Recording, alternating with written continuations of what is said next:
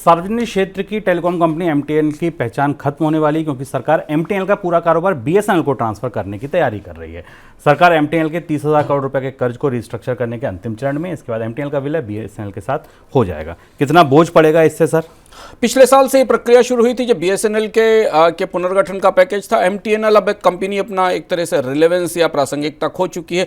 दो महानगरों में, पुराने दौर की टेलीकॉम व्यवस्था में दो महानगरों में, मुंबई और दिल्ली में सेवाएं देने के लिए इस कंपनी को बनाया गया था। सरकारी टेलीकॉम कंपनी को बनाया गया था, महानगर टेलीफोन निगम लिमिटेड को। 40,000 करोड़ रुपए के आसपास का डेट है इसके बुक्स में, जिसे सरकार किसी तरह से माफ करेगी या रिस्ट्रक्चर करेगी। और इसके बाद इस कंपनी को डीलिस्ट कराया जाएगा, क्योंकि एमटीएनएल लिस्टेड कंपनी है बाजार में, उसकी डीलिस्टिंग कराई जाएगी और डीलिस्टिंग के बाद उसे बीएसएनएल में मर्ज किया जाएगा। बीएसएनएल को हाल फिलहाल में पैसा मिला है, बीएसएनएल की वित्तीय स्थिति में थोड़ा सुधार हुआ है, सरकार ने इसमें नया निवेश किया है।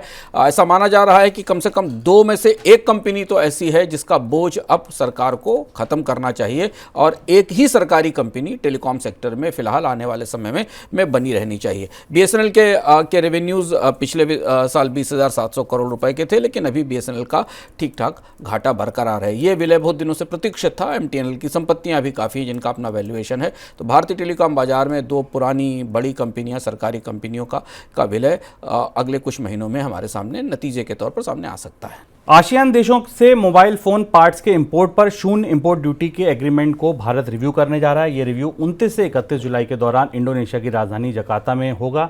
रिव्यू के लिए भारत की तरफ से वाणिज्य मंत्रालय में अतिरिक्त सचिव राजेश अग्रवाल की अध्यक्षता में टीम जा रही है। आसियान देशों से मोबाइल फोन पार्ट्स के इंपोर्ट पर अगर ड्यूटी खत्म होती है तो उसका फायदा भारतीय मैन्युफैक्चररों को मिल सकता है। सर, इस समीक्षा में क्या कुछ हो सकता है, क्या लग रहा है आपको, क्या निकल सकता है? हाल फिलहाल के वर्षों में किसी व्यापार समझौते की सबसे महत्वपूर्ण समीक्षा होने वाली है। अगर आप अंतर्राष्ट्रीय व्यापार के घटनाक्रम को करीब से देख रहे हैं या जान रहे हैं या मनी सेंटर को नियमित रूप से फॉलो करते हैं, तो पिछले साल हमने आपको बताया था कि भारत सरकार के भीतर कॉमर्स मिनिस्ट्री की तरफ से आसियान समझौते को लेकर कई सारे सवाल उठाए गए थे, और ये कहा गया था कि आसियान समझौते से भारत को नुकसान हो रहा है। ये जो इंपोर्ट ड्यूटी की रियायतें आसियान से आयात के लिए दी गई हैं, उसका दुरुपयोग हो रहा है, क्योंकि दुनिया के बहुत सारे देश खासतौर से चाइना इस संधि में शामिल देशों का इस्तेमाल करके अपना सामान डंप कर रहा है। और इसलिए आसियान समझौते का जो ASEAN trade off goods agreement है, एटिका, इसकी समीक्षा महत्वपूर्ण होने वाली है। भारत ने इसमें कई सारे उत्पादों पर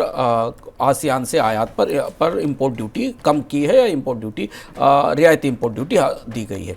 अब ये भारत का जो सबसे बड़ा आयात आसियान के जरिए है, उसमें कोल है, पाम ऑयल है, कच्चा माल है, और ये प्रमुख ऐसे उत्पाद हैं। इसके अलावा मोबाइल कंपोनेंट्स हैं जिन पर ऐसा माना जा रहा है कि अब आसियान की रियायतों में कमी की ज़रूरत है। तो देखना होगा कि इस समीक्षा से बाहर क्या निकलता है और किन उत्पादों पर इंपोर्ट ड्यूटी में रियायतें वापस ली जाती हैं। तो प्रारंभिक तौर पर उसका असर आयात महंगे होने के तौर पर सामने आएगा।